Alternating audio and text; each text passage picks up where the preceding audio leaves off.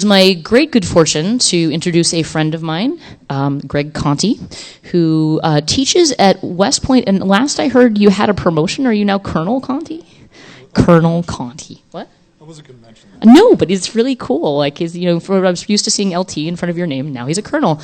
Greg and I have been talking for a while because we're very interested in how to teach people about technology. He's given a lot of talks at Hope previously about malware and other things. And being at West Point, Greg is in a very unique position to enact change, one hopes, within the U.S. government. He, a while ago, was like, I am teaching Little Brother by Cory Doctorow to high-up members of the military and also classes there, hoping to let them know what could happen. And this is controversial, right? Some people may sort of go, oh, well, you're just telling them our tactics. But at the same time, like, we have to have people working on all fronts. And that is the great thing that Greg brings to us, I think. And so without further ado, Greg Conti on teaching civil liberties government. Thanks for introduction, Gus. It's my pleasure to be here today. I think this is an important subject because the more we can get into the minds of the people who really control and influence our lives in terms of military leaders, governmental leaders, and help them understand the importance of privacy and civil liberties and inform their calculus when they make decisions, I think we all win. So that's what this talk is about, a little about some of the tools available if you had the opportunity, and there are opportunities out there to help teach people inside those communities. What would you teach them? Pardon me, the notes, it turned into night pretty quickly. And we'll also talk about the tools that are available for doing that. So I have to add the mandatory disclaimer, and one, I understand no one reads them, but I'm here as a free citizen, and these opinions are my own, not that of my employer. And personally, I think nothing better evokes faceless bureaucracy than that of Pink Floyd's The Wall, this scene from it. So this is my third time speaking at Hope. The first time was on malicious interfaces, how interfaces, particularly on the web, are designed not to help us, but to actually trick us and harm us in a variety of ways. Last Hope we did, Hope 9, Lisa Shea and I came down from West Point and gave a talk on countermeasures against surveillance. So I think that was a timely subject. And then we were asked this year to come back and talk about some of the things that we've been doing inside and where it could go, how it could scale up in terms of teaching inside the military, the governments, really around the world. A key aspect of this, I think, is your personal awakening to the importance of privacy and civil liberties. So there's some people in the room probably haven't gone too far down that path, but there are others, and I'd ask you to think about this. What was the event? What was the series of events? Was it a friend who helped educate you? Was it your own personal, just reading the news and suspicion that something's going on? But what transformed you? What raised your awareness, the importance of privacy and civil liberties, to the point that you want to sit in this room and learn more? You want to, actually more than that, just sit in a room. You want to go out there and make a difference. For me, I can point to largely DEF CON 9, which was about 13 years ago. I went there, and I think I had kind of this innate kind of libertarian worldview, but I went there and I realized that, why are they passing this hat around for the EFF? Right? Who is this EFF? And I look and go, oh, gosh, that all makes sense when I took a look at what they were talking about. And I started paying attention and grew from there to the point where really it transformed me personally, where I took this on as a cause and a research area and a advocacy area to try and get out there and make a difference. So that in the last 13 years, have done a lot of work in this space, trying to go out and make a difference. And this all is available online for those that are interested. And I think it's important because each of us, the more you embrace this, the more you want to make a difference. And having advocates that try and make a difference both inside the system and outside the system is very important. And particularly inside the system, you're part of that tribe, and you know how that tribe thinks, you know how to communicate these ideas and principles in a way that might be more effective than just trying to do it from the outside in. So some framing questions, because the answer to this isn't necessarily evident to some people, right? I would argue, yes, it is possible, but if we're not careful, we can destroy it. And helping, when we're making decisions, we have to have people that are thinking about both sides of the various aspects of this so that we don't destroy the democracy in an attempt to protect it. And we'll get back to this at the end, but I wanted to just kind of list it up front. If you had the access to people, senior leaders, mid-career leaders, junior people in the government or the military, what would you teach them? And we'll talk a little bit of my perspective on their perspective, kind of what's a common view of the world. But at the end, we're going to, I hope, to go to Q&A and then have a bit of discussion on ideas that you might have toward this end. Ultimately, I think the objective would be helping encourage people to have this mental model, this mental framework to take privacy and civil liberties into account when making decisions, often security decisions because of the tension between security and privacy. And it can't be out of a sense of compliance, compliance, like we have to do this thing. That never works well, and people generally do the minimum standard. But from a true appreciation where they get it. Because a lot of decisions, for a variety of reasons, either time, right? Their decisions need to be made very quickly, or because of classification or other forms of sensitivity. A lot of decisions aren't transparent, or they're made in rooms that we'll never have access to. But the more that these ideas permeate various decision makers, you've heard this, probably the phrase, when security decisions are being made, it's good to have a hacker in the room. And I agree, because I've been in rooms where there wasn't one, or it was just me, and people who really don't know how the internet worked were making very important decisions about it. So the more that we can have people who are informed, the more likely they will be in the room. And I also think there's a trend, in the community, in this community, it's been this movement, the hacking renaissance that we're in now, has. Early on, it was a bunch of young people, arguably, right? There was a lot of young people, and there was, obviously more senior people as well. But that generation is now rising to prominence, where they're C-level executives in corporations. They're colonels in the Army. They're in positions where they can influence things now, and also groom the next generation coming up. So I think that gives hope for the future. Now, I gave a whole talk on this at DEF CON about the instrumented world that we're, increasingly instrumented world that we're living in. And I've boiled it down to one slide because it's a bit like preaching to the choir here. But I think it's common knowledge that more and more sensors, more and more aspects of our daily life are being surveilled upon.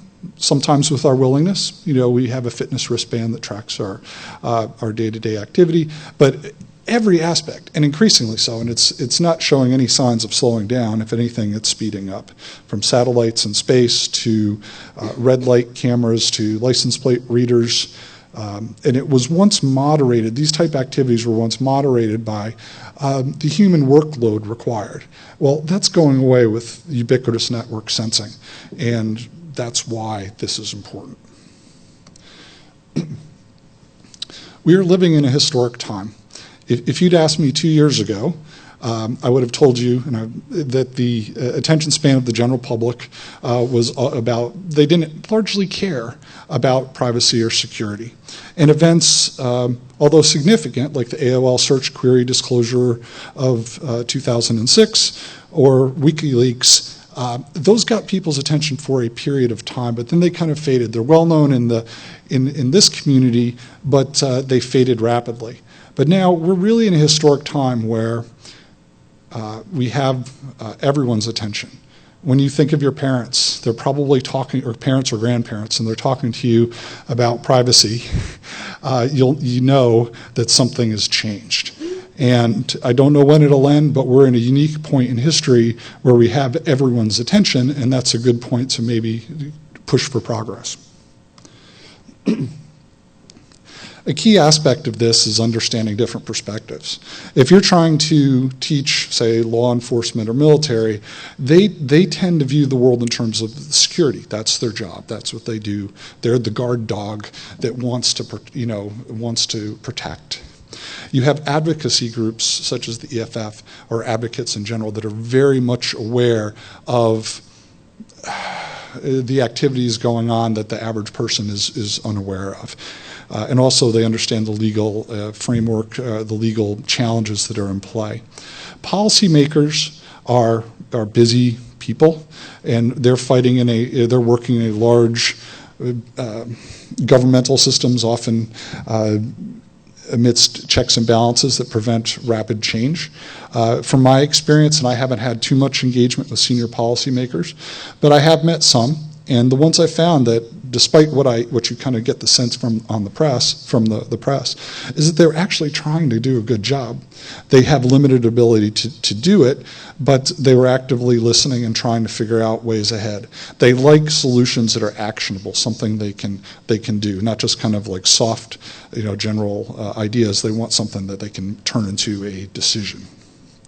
Industry in general, we're drawing broad generalities here, very much concerned about the bottom line and how does this impact the revenue coming into the company, the reputation of the company, legal compliance. And then your average citizen, who I would argue just go about their day-to-day lives conducting business, and rarely do they think of privacy, although now I think it's on their radar. I want to dig down a little deeply because we're talking specifically about training or educating government or the military, governments or militaries. And again, these are just broad swath generalizations in my personal opinion, but I think they're on track. There's a common sense of patriotism amongst these communities. To be called a patriot is a high compliment. They're very much aware of the threat because they classified information, top secret feeds. They're seeing abuse. They're seeing the badness that is in the world on a day-to-day basis, and things that usually do not make the press. They're very focused on trying to stop bad things from happening again. So this is that security focus, right? This is largely security. They have an inability to speak because once you get access to a clearance, you sign a non-disclosure agreement, and rarely are they allowed to speak out loud. And there's been posters out there, and it's frankly rigid enforcement to enact this. And this is key. I sense that this general trust that what is being built won't be abused. And when I say what is being built, you can think about various security systems, large and small. There's a trust out there that it won't be abused. And some would argue that could be a naive trust. And just so you know what this picture is, and when you do rappelling, this is kind of in industry, when they have the fall backward and your coworker will catch you, the military equivalent is in rappelling. The person on the ground is the belay man. So you're supposed to let go of the rope and fall, and the belay man, if they pull on the rope, you'll stop. If you don't, you'll hit the ground. So that's what's going on here is a trust exercise. They also feel that their hands are tied because they don't have the information they need to protect. And I think this is a great quote. Their hands are tied by legal authorities. And I'll just read it because this may hit an MP3 one day. If DoD defended the land domain in the same manner as cyberspace, a Russian land invasion of New Jersey would have to be fought by U.S. citizens and commercial entities with whatever weapons they possess. DoD would only defend Fort Monmouth and Fort Dix. So that is kind of what I'm trying to do is expose you to the mindset of the audience, the students, what they might be. And again, this overarching desire to protect. And that straining at the leash of authorities, like I want to protect more, I want to protect more. And the leash would be the legal authorities. So if you're trying to educate that population, how far, how fast down the rabbit hole can you take them, right? How do you get into, given that, and I think that what I just painted is reasonably accurate, how fast down the rabbit hole do you take them, and what do you teach them, and when?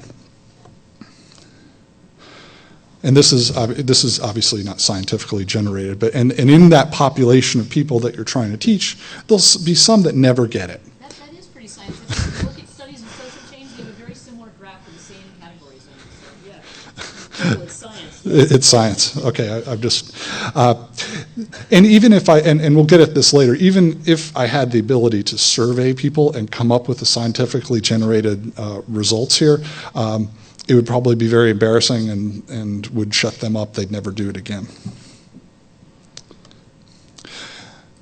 Part of this, and maybe a strategy to help frame people's thinking, would be to get them in terms of thinking in terms of security and privacy. And I like this.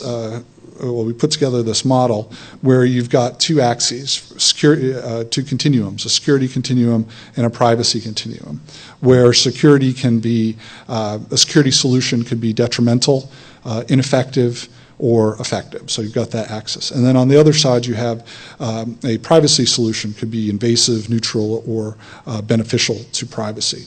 And then from there, you can kind of bucket things into quadrants. The first quadrant accomplishes neither privacy or security, and I would think in terms of security theater, right? You spend a lot of money, and it makes privacy, and it makes you less secure, and costs money, and threatens privacy. So that tends to be security theater a la Bruce Schneier. Then you have solutions that are accomplish security objectives, but reduce privacy in the process. And if you're not thinking about privacy as being an axis, if you just take off the privacy axis altogether because you don't think about it, it's not part of your decision making, this is where you could likely end up. Then you have solutions that are detrimental to security but beneficial for privacy, and we see those all the time in terms of countermeasures. Then ultimately you have solutions in the bottom right quadrant that increase security and increase privacy. For example, maybe a code audit of a transparent code audit of major software that people use, and helping push people to try and seek solutions closer to quadrant 4. Maybe one acceptable way that you can help get these people to start thinking in terms of it, because I don't think they consider the privacy axis very much, if at all. So I'll give you a few successes, and I won't claim that any one of these has changed the world, but I see them as building blocks, right? These are significant, and you can build upon them. One, as Gus mentioned, that we're able to get Little Brother into flagship training course of a major government organization, and over 600 mid-career and senior people have had a chance to read it. And it wasn't just read it, there was also discussion afterwards, a framed discussion with structured discussion questions about the importance of privacy and civil liberties to democracy. So we were able to make that happen. And the organization was supportive of including it. We had in 2012, and again, this is shows you, what I'm trying to paint is inside the system how you can make brick by brick, you can help facilitate change.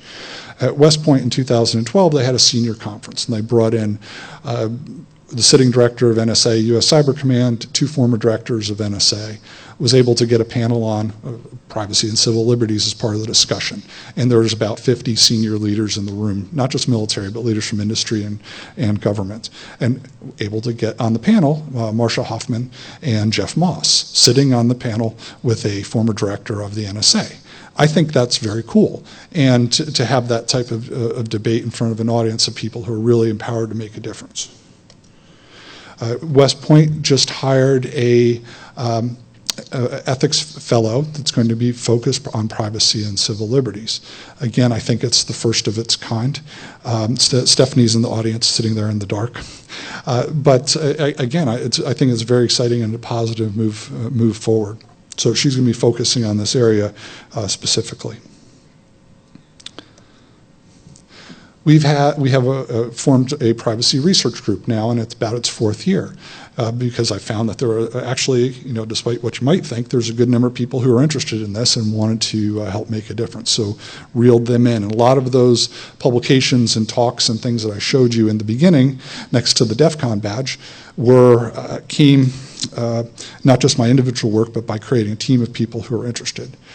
I think this is the only privacy research group in DoD, and I think the government, but if anyone knows differently, I'd be interested. Again, I think it's positive. Okay, so those are building blocks, right? What could end progress? We know how the world works, right?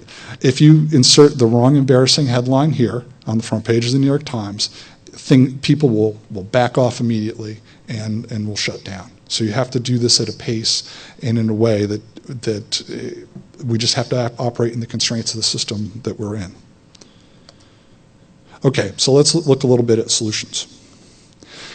When you're dealing with organizations of 100,000 to 1 million people or more, the tools available are crude, right? You think if you're in charge, if you're CEO of a large company, how do you shift it? If you're in charge of a general in charge of an army, how do you change how the private views the world? You can't do it personally. Things are indirect. So I have a list of tools here, but these are tools that could be employed to varying degrees and varying degrees of effectiveness. So I'll go through some. The government's known for cheesy posters that no one. This is real. This is real. I've seen this. This is where the hacker community has great artists and night and day difference from what we see. But you could see, perhaps a collaboration with New York City Art School to create sets of posters that people want, right? And don't want just because they're so cheesy it's appealing. And although I don't know about the ultimate effect of posters, if you see this over your office copier, you're like, oh, okay, I will terminate poor security practices. Absolutely. Pamphlets. Again, these are tools. These are things people do. I like this one. While technically not a pamphlet, it is pamphlet-like, and it's one of my personal favorites. It was Communities Against Terrorism, FBI, and Bureau of Justice Assistance document. Potential indicator of terrorist activities related to an internet cafe. And I thought it was funny that if you're overly concerned about privacy, paying cash, using an anonymizer or encryption, and you download information about electronics, that you could be considered someone to watch out as being a terrorist. But nonetheless, pamphlets are a tool. Professional reading lists. There's actually a lot of professional reading that occurs within the military. Senior leaders publish lists, getting a book, getting the right book out there. And these are actually quite thoughtful. They'll have discussion questions, and groups around the military will use these to form discussions, like a monthly, read a book a month, and then bring everybody in and have a discussion. So I think that it would be possible to get something appropriate here. Conferences can be a tool like this. You bring a bunch of like-minded people together. They've gotten much harder to organize of late, as indicated by the NBC Nightly News and the woman dancing with the $ bedazzled medallion around her neck. So conferences are harder, but they're also a tool. And there's this thing in the Army and in the military called mandatory annual training. And again, this is kind of more of a compliance mode. You have to have a certain amount of training every year, either in the classroom, some of it's computer-based, but it's real and it gets out there. I don't think including privacy and civil liberty, the importance of privacy and civil liberties will not come from this type of training. Okay, so I have just a couple of examples, and to be fair, I've chosen these because they're the absolute worst example I could find in terms of training, but the most humorous example I could find. So one idea came from, you want to turn your computer on and use it. Before you can use it, you have to answer a question on a given subject, all right? Okay, it would frustrate me, but it might be when you're trying to educate 100,000 people all at the same time. All right, so Let's take a look at this one. And if you see the gray boxes, I've anonymized the logos that were all over this system. Okay, and here it is. This is part of workplace violence training. Would slamming a sandwich in the garbage can in anger be an indicator for workplace violence? All right, so I don't know. Ask yourself. The world wants to know. No. The answer is no. It means he or she had a bad sandwich. So thankfully, my friends worldwide send me these, and then I can use them in talks.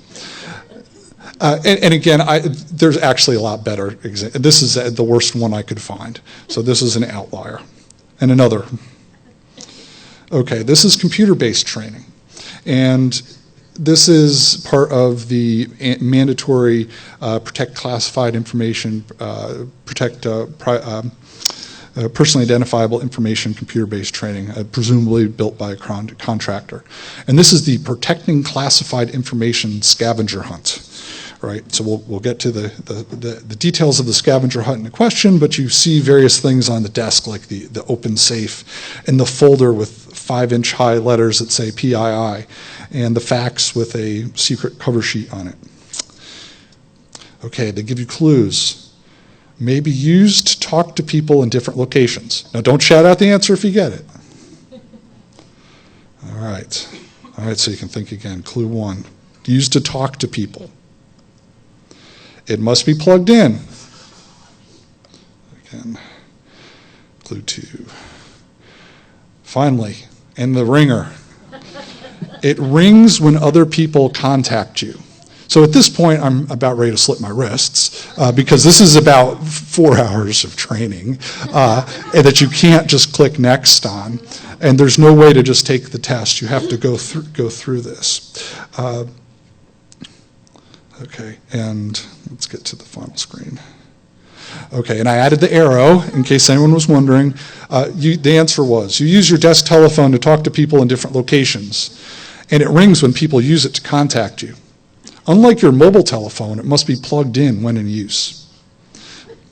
Okay, so again, I don't know that computer-based training is the right answer here, and if you'll forgive me, I think this is somewhat relevant to and it's also part of my personal therapy for my sanity to just share this with you. The military and civilian organizations have robust civilian leader development, or military and civilian leader development programs, years of education. As an officer in the Army, you'll have 3 years of classroom experience, formal, like away from everything classroom experience in 20, if not picking up a master's degree or other things along the way, and then myriad other things plugged in. And the same thing on the civilian side. So, but getting into lesson objectives or lessons in those programs has potential. And again, that's the type of momentum you can help build. If you start getting an increased degree of people who understand the importance of this, they can start embedding this. And there's a great deal of professional writing that occurs. Ultimately, though, it takes senior leader support. If you go in with this idea like, hey, let's do this thing, you need to win over the senior leaders and have them help champion it. So targeting senior leaders in some way would probably be very optimal. And an upcoming opportunity, and what we're hoping to do is apply what we get comes out of the discussion today. This is National Defense University. It's down in D.C. We're going to be bringing in about 200 military senior leaders for basically a one-day event where people will be providing talks. And Stephanie's going to give a talk there on the importance of privacy and civil liberties. So what we're trying to do is get feedback from you all for ideas there. And then I won't go into all of these, but I think that there are strategies and kind of things we need to keep in mind when trying to train and educate people from these type of communities. We want to win them over in terms of their worldview, not out of a sense of compliance, and understand that there's a limited rate of change. I think ultimately a good starting point would be coming out of mutual respect. So, like, not just dismissing a hand, but out of mutual respect. And the message comes best if you have an ally inside that community working from inside because they've got street cred there rather than trying to come in. And if you're trying to come in and you don't have kind of excessive background in that, you can at least work with people who do to help calibrate you. That it doesn't just need to be senior leaders, it can also be at the grassroots level. And I believe that research is an enabler because it gives the tools, it helps provide tools to people to incorporate in their classrooms. All right, so this is just a straw man concept of content I put together. This is, again, just a light sketch that hopefully when we go to Q&A, we can kind of get you thinking. But I think you have to convey the why, who cares, and so what aspects to this to the audience. How does this, because you're thinking security, security, security, why do I need to worry about this other thing? And I think there's great examples from history about privacy and civil liberties in general, and certainly those of abuses in the past that could be conveyed. How this ties to the law and in terms of ideology and kind of philosophy, as well as a representative cases or something that could highlight particular aspects. Tying it to the challenge of the instrumented world is another, and maybe with some motivating examples that are probably common knowledge in this community, but not common knowledge for the average military or government person, such as EFF's work on microdots, microdot serial numbers coming out on printed documents out of certain printers. That the U.S. Postal Service, it was reported in the news, scans the outside of every envelope and package to create a database of every message that's sent, even through the paper mail, and then getting people thinking about what the future portends. And then conveying other concepts such as that understanding the perspective of the citizen that you're trying to protect is equally important to democracy. And that you can't always be sure that your worldview is right. You need to be open to new ideas. That engaging the population is important. And that freedom of thought, freedom of our expression really are fundamental tenets of our democracy. If you destroy those, you risk destroying our democracy. Okay, so to wrap. There are no overnight solutions. I think we're building this brick by brick, but at the same time, we're in a historic era where people will be more open-minded to these discussions, perhaps, than they were in the past. Progress can be fragile, like I said, front page of the New York Times. It requires engagement on both sides have to try. All sides have to try, right? I'm trying to work on the military and government side. And not just to reach into the military, but it's the policymakers ultimately that control our fate. Okay, so I was hoping to, is it possible to raise the lights? Okay. But these are the questions that I hope to maybe, during Q&A, which we're about to go to, if you want to comment on anything, or to bring up some point associated with this. How have you seen an awakening occur in yourself or others? What would you teach people? What strategies or techniques would you recommend? Other sources of content and ideas, because this is the internet era that we live in, and I recognize there's tremendous resources out there. And any other ideas you might want to share. So with that, if we can go to Q&A, I'll happy to take questions and hopefully get a little discussion going. And you please, and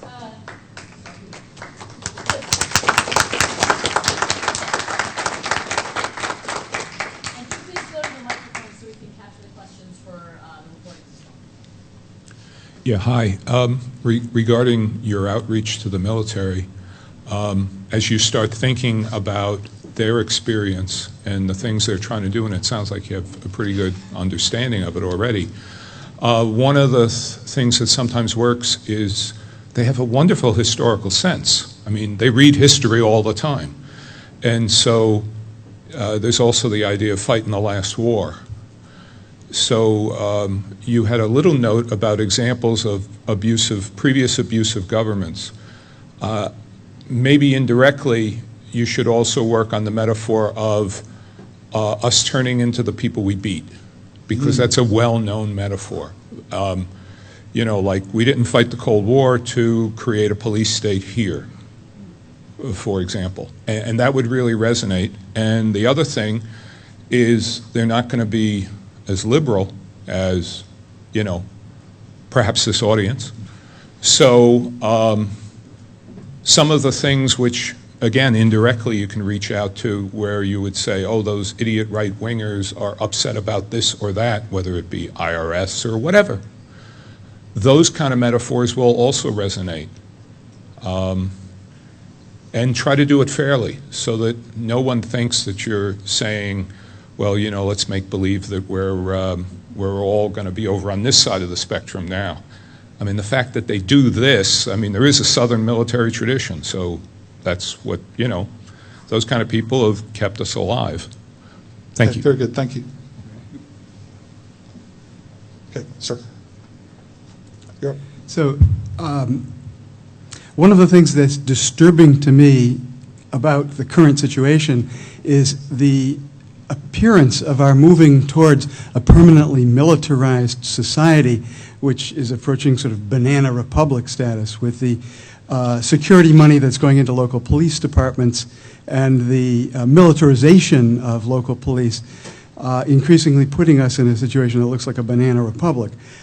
You can't have dissent when the police are much more effective at kettling the protesters and will lock them up for 3 days and then let them out, et cetera, et cetera. The tactics that have been pioneered so effectively here in New York, the Republican National Convention and the Occupy Wall Street demonstrations.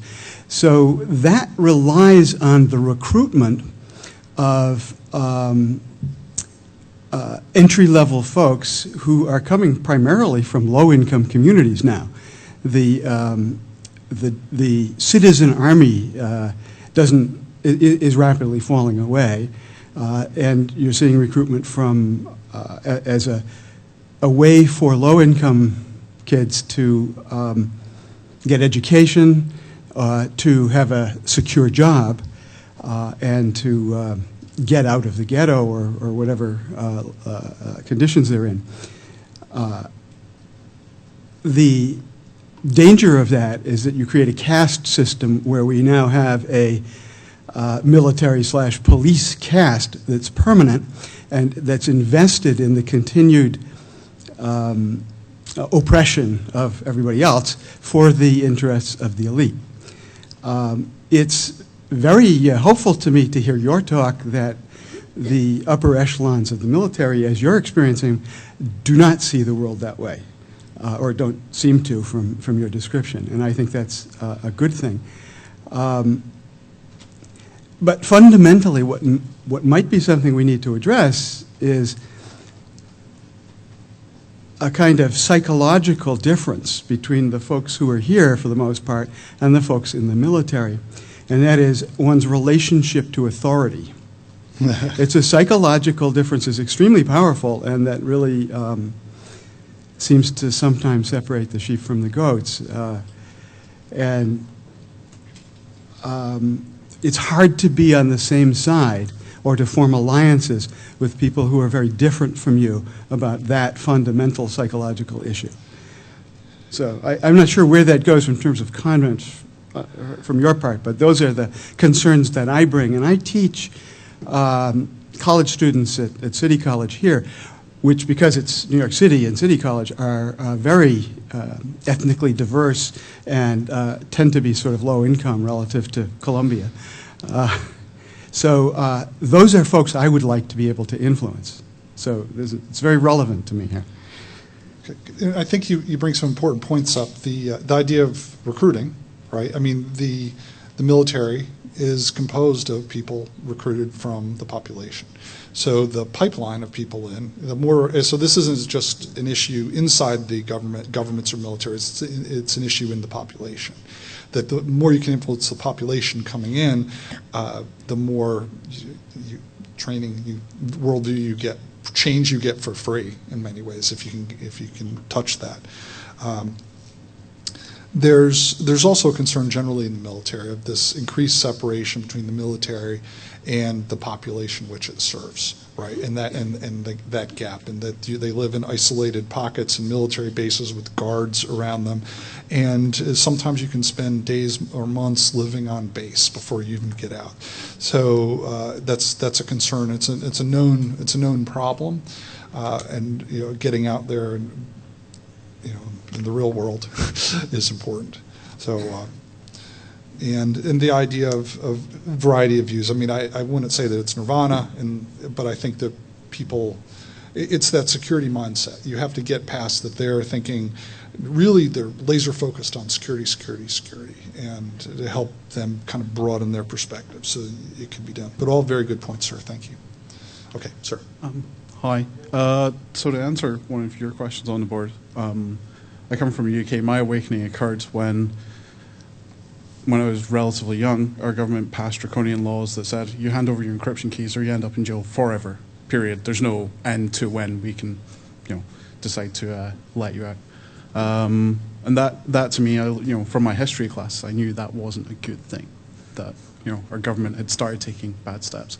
But if I may be so bold to ask you a question, you've clearly got this fantastic position within a very hierarchical organization to help educate your leaders in privacy. I work in the UK government, and I'm curious as to how you got into that sort of role within that type of organization, how you created that space for yourself.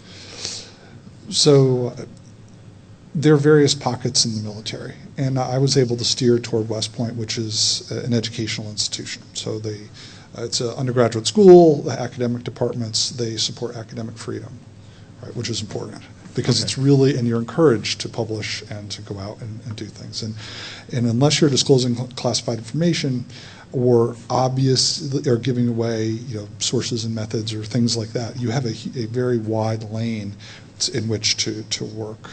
And I've pushed the limits of that lane, but you can get a lot done with academic freedom. So I think, and hence the others. I mean, there are others there that we kind of gravitated toward that pocket as a place that we could think more freely. Okay. Thank you kindly. I'd also add that largely, until the birth of things like Cyber Command and Army Cyber Command, that largely they weren't really even aware this community existed. As much as, like the military just focused on military things, they weren't really thinking in terms of cybersecurity. They are starting to pay attention more now. So. Okay. Thanks again. Which could be good or bad for me. Okay. Hi, I'm a humanitarian researcher, and I just want to bring a couple of international perspectives that in the post-9/11 world and looking at the world as a battlefield, the global war on terror, quote unquote, right? And under the 3D approach of diplomacy, defense, and development for international development, if there are any civil society folks in the room, it's not enough to just talk about working with government and military. That's already a huge ball of wax that will keep lots of folks employed for the rest of their lives. I'm sure you will have no dearth of work in this line. My concern is around, how can I distill this, the oxymoronic phrase, humanitarian militarism. Okay. No, I'm actually talking about maybe some folks read an article a month or so ago, I think it was in The Nation, on something which most Americans have no clue about, which is the largest drone base in the world, largest military base, largest U.S. military point of operation in Djibouti, and the massive expansion of U.S. military in Africa. Most of my work has been in sub-Saharan Africa, not only though. And my concern is not just the maneuvering of U.S. military in the world and its interactions with local populations on quote-unquote humanitarian grounds, which is a very debatable concept. I'm concerned with technology and information ethics, right to privacy, and the ways in which data is the new oil, data is the new conflict resource. Populations, segments of populations, for example, Horn of Africa, are being targeted on the basis of co-opting of data capturing data via backdoor channels. A lot of it happens by subcontractors. Military is working a lot through subcontractors, as are international development organizations. U.S. aid works through subcontractors. How can we work on the right to privacy, responsible data practices, not only with government and military, not just with U.S. aid and U.S. military, but with all of the subcontractors, the private security and defense contractors, the NGOs that U.S. aid funds. So this is a It's a non-trivial problem. I recognize that, but I'm raising it. Yeah. Well, I mean, there are tools, right, to... So, sorry, just Sure. quick thing. So one of the ways in which I'm personally addressing this is by working as an early adopter of crypto tools and secure communications, et cetera, and trying to work with my fellow humanitarian researchers to also adopt and start to use secure communications and encrypt files and hard drives and these kinds of things. So, for example, I'm working on developing a crypto party for humanitarian researchers who do things that I do. So, Yes, well... yeah. I think ultimately, I mean, the way the giant bureaucracy works is contractors are responsive to the types of opportunities that are out there and how the contracts are written. Mm-hmm. If the people that are funding the contracts care, you'll see contractors caring more and subcontractors. So, and it can literally. So, I mean, that's the tool. That's how they respond. It's via the contract Right. or the culture, and if they think that there's something beneficial for them in terms of reputation or in terms of getting the contract or money, then those are, I have to think about it some more, but off the cuff. Very good point, Seth. Thank you. Sir. Sir. So I have a question for you, which is, let me give you a little background. Hopefully I can phrase this correctly. We're really good at negative reinforcement. When we see abuses, when we see things that are done incorrectly, we shine a spotlight on it. There's no lack of that in the media right now for concerns as to how the government's acting, behaving, et cetera, et cetera. Rarely do we see positive parts, but when we do, like you are this little bastion of light in a place that we normally, try to negatively reinforce and say bad government. What can we do, since we aren't in the chain of command and we can't promote you, that actually help with a positive reinforcement for the small good things that we see? So this is a very fair question. The first thing that comes to mind, and this doesn't answer your question, is that an organization I work for, they use the informal motto, absence of criticism is praise. They even had it translated into Latin. To Latin. Yes.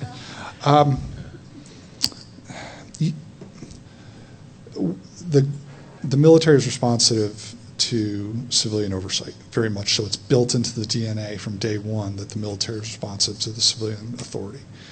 So do we write So our senators with positive things? civilian authority is probably a tool to do that. I don't know. Well, you have some experience in this area. Maybe a little. And my take would be those that you look up the food chain.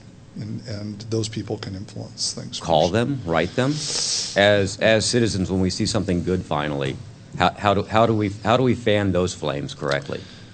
So, and I'm interested in your ideas on this too, but I'll take a swag at it. And I would say yes. I mean, we have there are a variety of ways, and one is the news community, bloggers.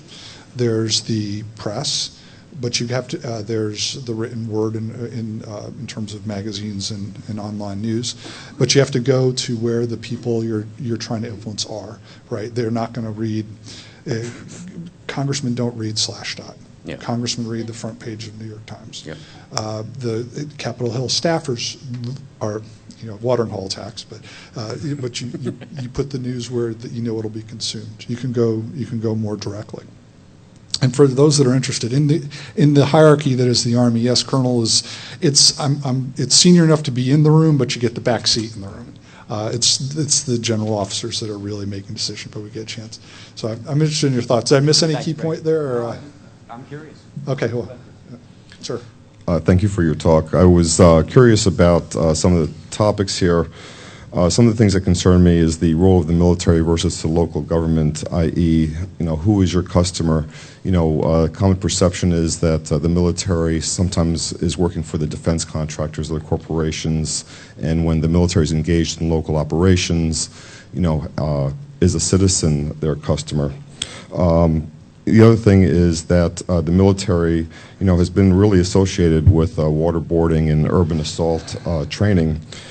And there is a provision in the military called the Provost General, ostentatiously, at one time it was supposed to protect the Constitution and the enforcement of treaties, and I think that's not happening anymore. And one other suggestion is that maybe the military can consider an open house for local citizens to meet the commanders and soldiers, either on base or off base, as a way for citizens to know who the folks in the field are. Thank you. Yeah, thank you.